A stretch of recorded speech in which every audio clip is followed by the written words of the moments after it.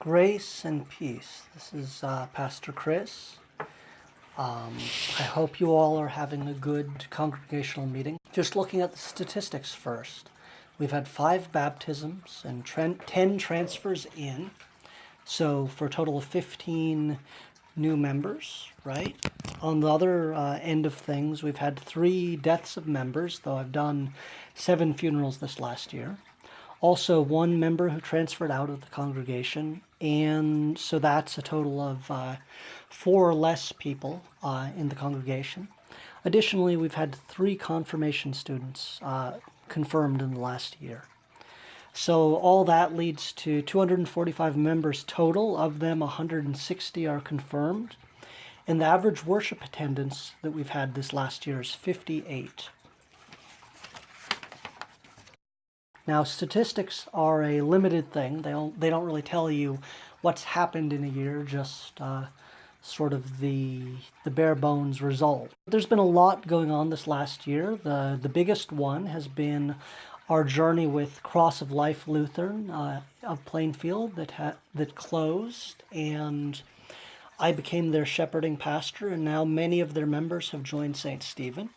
Additionally, we have done a lot of building projects this year. We finally sort of got to a point where we were able to do all of that. So we have a new parking lot, new windows, new air conditioning, new fire alarms, and refurbished bathrooms.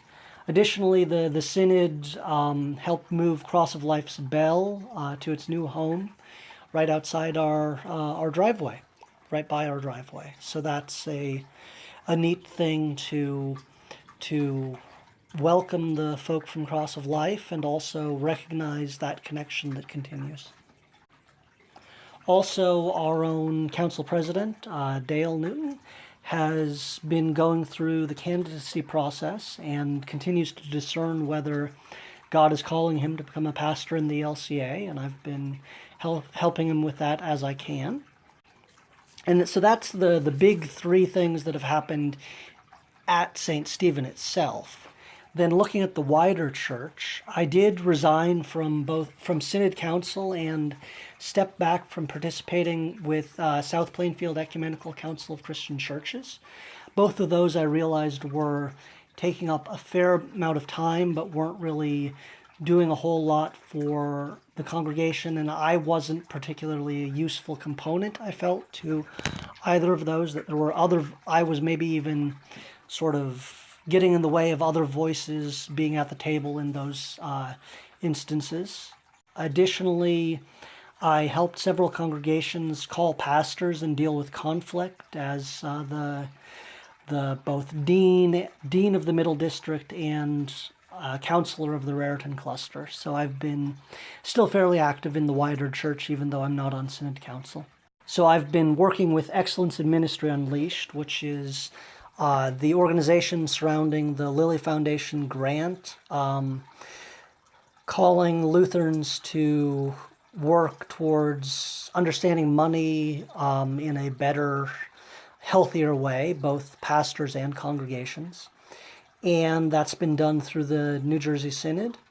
And it's a big organization. I've mainly been focusing on creating a program called Proclaiming the Favorable Year, which is a series of sermon helps for pastors in the New Jersey Synod so they can preach the Gospel of Luke in a more generous manner, in a way that recognizes the very particular nature of the Gospel according to Luke.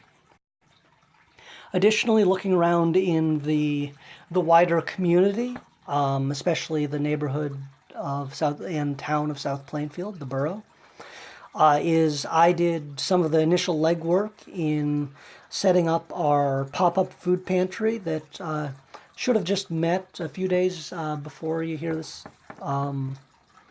video, or at least by the time you get to the congregational meeting. So I did some of the initial legwork there, but there have been several congregants who have really stepped up with that, especially Sharon Gianeski and Judy Zaccardi, and they've done some really good things with that, so ask them about that. Additionally, I did some work at at Community Access Unlimited, which is an organization that supports people with disabilities and their families. I worked with them on Ash Wednesday to administer ashes on their members in their community. Also, I led a worship service with them at one point. So those are all the big things going on. If you would like to ask anything more, just send an email to pastor.clh@gmail.com or give me a call sometime when I'm back from my honeymoon. I hope all is well. God bless. Bye.